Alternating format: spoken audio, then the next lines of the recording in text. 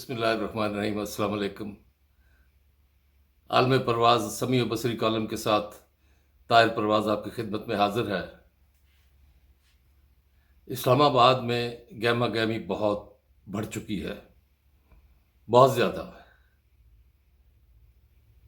کیونکہ چند دنوں کی مہمان حکومت پی ڈی ایم کی اتحادی حکومت، جس میں پاکستان پیپلز پارٹی بھی شامل ہے، یہ جانے والی ہے، اور جانے سے پہلے انہوں نے عوام پر پٹرول کا بم گرا دیا لیوی کے نام پر۔ اور یہ لیوی جو ہے، ایک تو لئی ہوتی تھی جو ہم اپنے اسکول کی کتابوں کے اوپر کور چڑھانے کے لیے استعمال، یہ لیوی کو ایسی ہے جو چپک گئی ہے پوری قوم کے ساتھ، اور یہ آئی ایم ایف کی مہربانی ہے، کہا یہ جاتا ہے، کیونکہ دنیا میں تو پٹرول بہت سستا ہوا اور یہاں ہمیں بہت اچھا تحفہ ملا جاتے جاتے۔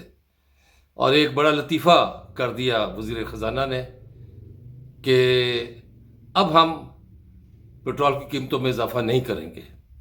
بھائی تم رہو گے تو کرو گے نا، تم تو جا رہے ہو، لیکن جانے سے پہلے جو بندوبست یہ لوگ کر رہے ہیں وہ سوچنے اور دیکھنے والا ہے۔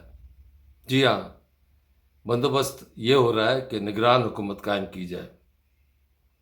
اس سے پہلے مختلف محکموں میں، جیسے ایف بی آر کا چیئرمین بھی انہوں نے اپنی مرضی کا لگا دیا، اور بہت سے ایسے اشارے ملتے ہیں جیسے یہ معاشی پالیسیوں کا تسلسل بھی آئی ایم ایف کی ایک شرط تھی، جسے پورا کرنے کے لیے یہ سارا کچھ کیا جا رہا ہے، لیکن اس کا زبان سے اظہار نہیں کیا جا رہا۔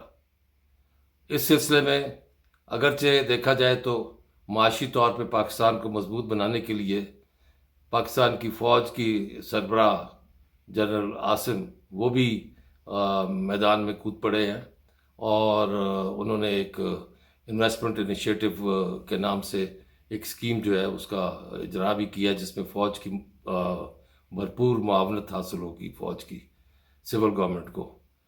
اب سول گورنمنٹ اس وقت جو آ رہی ہے وہ غیر منتخب آ رہی ہے، اور غیر منتخب حکومت اگر معاشی پالیسیوں کا تسلسل چاہے گی تو پھر وہ الیکشن نہیں کروا سکتی، یہ بات طے ہے۔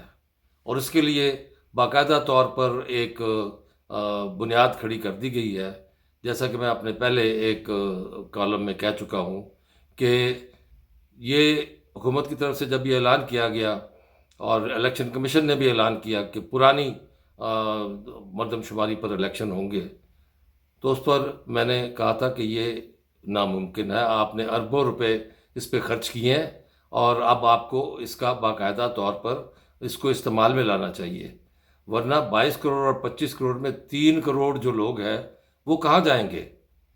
کیا آپ ان کے حقوق سلب کر رہے ہو؟ یقیناً ایسا نہیں ہو سکتا۔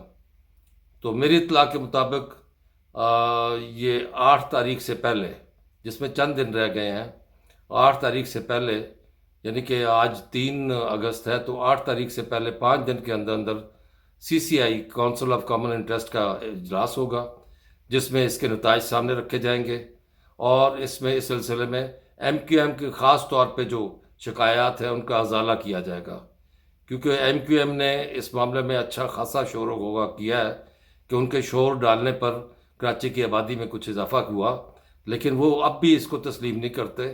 میرے خیال میں وہ یہ چاہ رہے ہیں کہ ایم کیو ایم کی کیا کہنا ہے کہ کراچی کی آبادی 3 کروڑ ظاہر کی جائے۔ تو یہ تو ظاہر ہے جب تک ادارہ شماریات یا مردم شماری کا جو محکمہ ہے وہ اس سلسلے میں کوئی واضح چیزیں سامنے نہیں رکھتا، اس وقت تک بات آگے نہیں چلے گی۔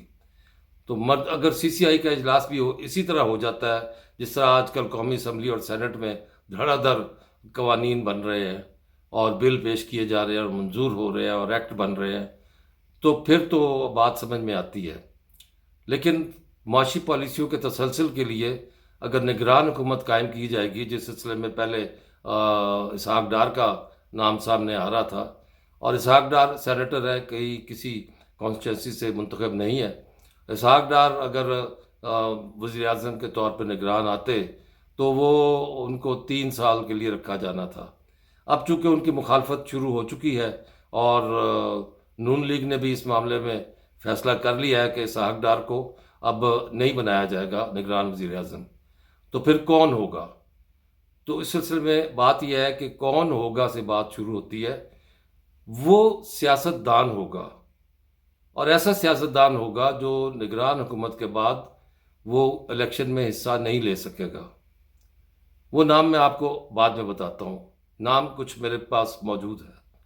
لیکن اس سے پہلے میں آپ کو یہ بتا دوں کہ نگران حکومت 90 دن کے لیے نہیں آئے گی، کیونکہ اگر 12 اگست سے پہلے اسمبلیاں تحلیل کی جاتی ہیں، جس میں یقیناً پیپلز پارٹی کو بھی سندھ اسمبلی تحلیل کرنی پڑے گی، بلوچستان میں اسمبلی بھی تحلیل ہونی ہے، اور پنجاب اور کے پی کے تو پہلے ہی ہو چکی ہیں. اور اس سلسلے میں رہی بات قومی اسمبلی کی، تو قومی اسمبلی اگر تحلیل ہوتی ہے 8 تاریخ کو، تو 9 اگست کو، جو 8 اگست کو حکومت ختم ہو رہی ہے، وہ 9 اگست کی صبح نہیں دیکھے گی. ان کے لیے وہ حکمرانی کا دن نہیں ہوگا. تو 8 اگست کو جب یہ توڑیں گے تو پھر 60 کے بجائے 90 دنوں میں انتخابات ہوں گے. تو یہ 90 دن کے انتخابات کی بات تو اپنی جگہ. اس کے بعد جو موجودہ رخصت ہونے والے وزیر اعظم شہباز شریف نے کہہ دیا ہے کہ اب الیکشن جو ہے نئی مردم شماری پر ہوں گے. عین موقع پر آ کر یہ بات کہی ہے، اور یہ الیکشن کمیشن کا کام ہے کہ وہ حلقہ بندیاں مکمل کرے، وقت پر کرے. الیکشن کمیشن وہی حال کرے گا جیسے الیکشن کمیشن کو کہا گیا تھا کہ اسلام آباد میں بلدیاتی الیکشن کل صبح ہو جانے چاہیے، تو نہیں ہوئے تھے. جیسے الیکشن کمیشن کو کہا گیا تھا کہ 14 مئی کو صوبائی اسمبلی پنجاب کے انتخابات ہو جانے چاہیے، نہیں ہوئے. تو الیکشن کمیشن اب بھی یہی کہے گا کہ نئی حلقہ بندیاں وقت مانگتی ہیں، اور جب تک کونسل آف کامن انٹرسٹ سے منظوری نہیں ہو جاتی نئے مردم شماری کے جو تفصیلات ہیں ان کی، تو اس وقت تک الیکشن کمیشن بھی کوئی قدم آگے نہیں بڑھا سکے گا.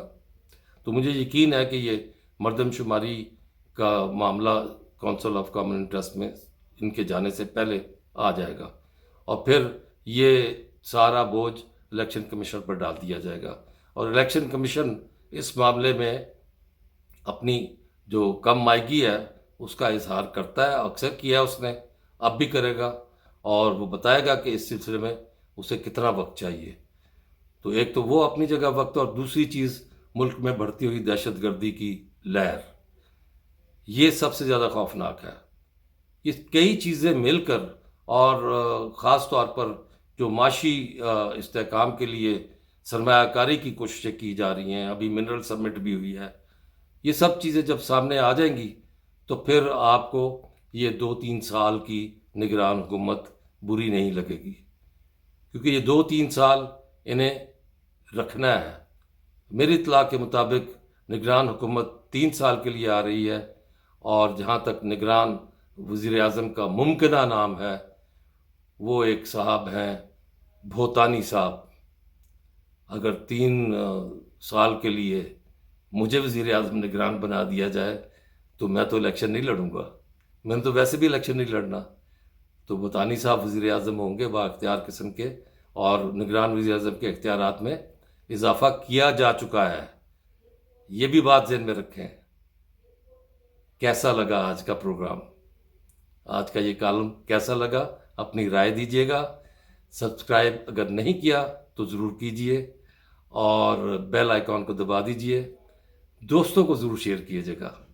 بہت شکریہ، بڑی نوازش. اللہ نگہبان.